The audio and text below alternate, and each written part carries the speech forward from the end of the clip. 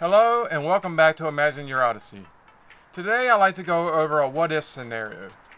Now winter is approaching us, and what can that bring? Winter storms. Snowstorms, ice storms, all kinds of different things that are related in the winter. Now back in 1998, we had an ice storm that came across the East Coast that shut down the majority of it. Now around our area, there were some places where they were without electricity for over 3 weeks. Now if you're one of those that has an RV or a camper in their driveway, you may be able to survive during this 3 weeks by just moving your normal home into your temporary home or your second home, your RV.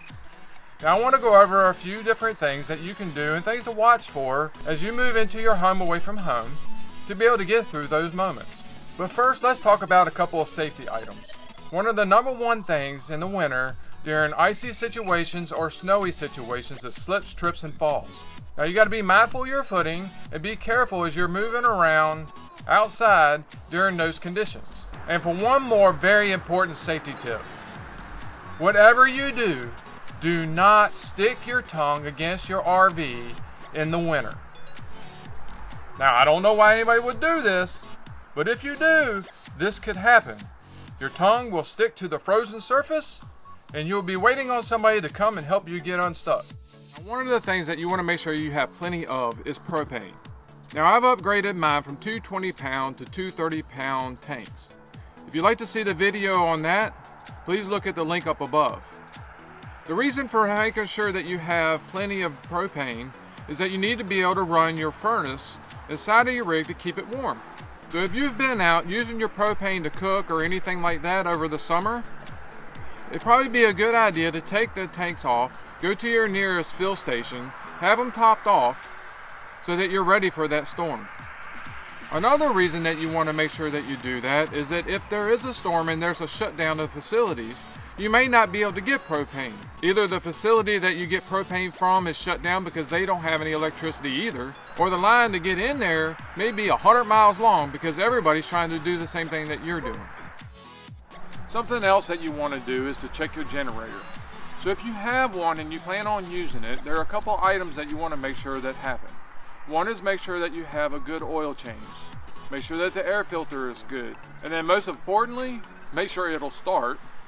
And then after you get it up and running and get it warmed up, especially if it's been sitting around for a while, plug something into it to make sure that it even generates electricity before plugging it into your rig. Now talking about plugging it into your rig, there are a few things that you want to make sure that happen. It's no different than if you're taking your RV or your camper out for a camping trip. There are things that you need to check for. So plugging up to your generator is no different. You want to make sure that you have your adapter and all the plugs are clean. There's no frays or no cuts in your adapters. You also want to make sure that you have your surge protection. You want to make sure that you're protected against any surges. Just because it's a generator doesn't mean that something can't go wrong. And you don't need your generator and your rig to have issues.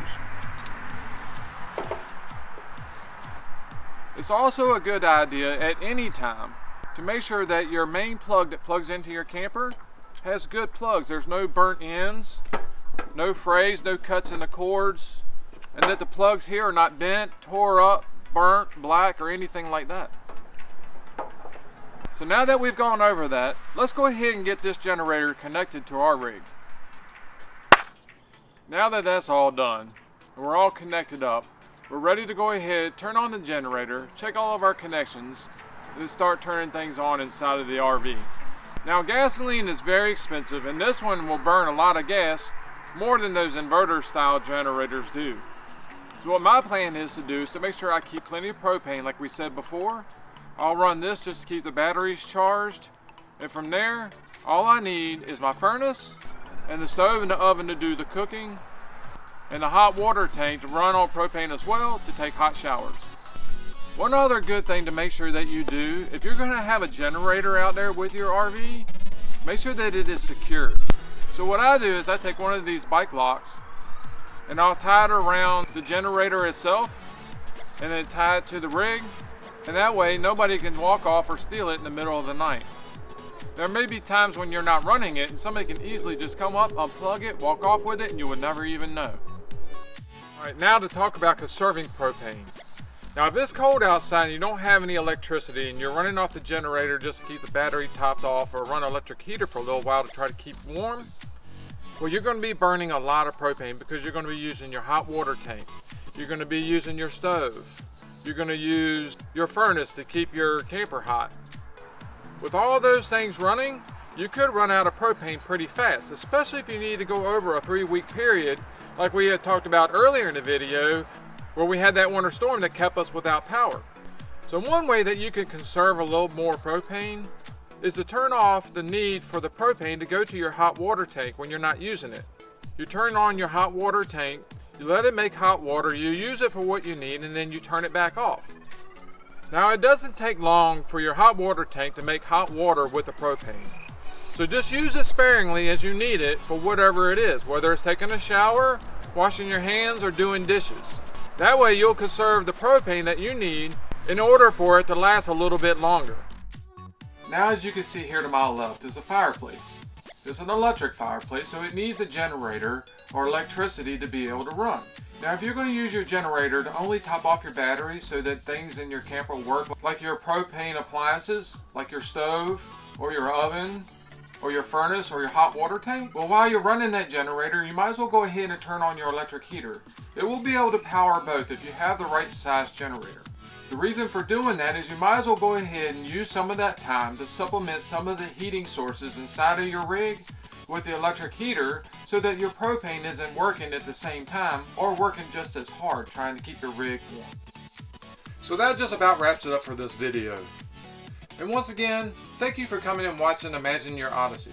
Now I know different people have different rigs. They have RVs, they have diesel pushers, gas pullers, they have tow behinds like travel trailers and fifth wheels. Some are more expensive, some are better well insulated. There are all kinds of different types out there. Some have more tanks, some have tank heaters. There's all kinds of different applications out there that are being in use. So if you have one of those that are different than mine, please share those in the comments below. The reason for doing that is that we can share that amongst the community, that if you are one of those ones that get into that wintry storm and you have to use your rig as your secondary home in the interim to get through the storm and get your electricity to your home or your house back, that will greatly help out those who have a similar situation as yours. Also, if you've ever been through that situation where you've had to be able to manage your house by using your rig as your secondary home, please share that down in the comments below as well. Until the next time, keep it safe, keep it warm, and God bless.